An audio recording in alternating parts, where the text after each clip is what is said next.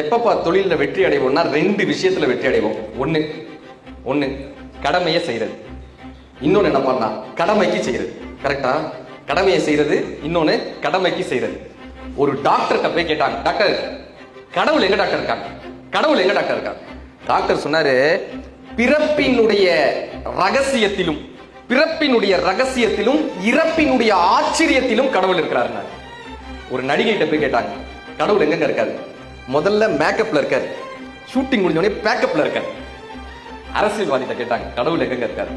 முதல் எலெக்ஷன்ல இருக்காரு, அப்புறம் கலெக்ஷன்ல இருக்காரு.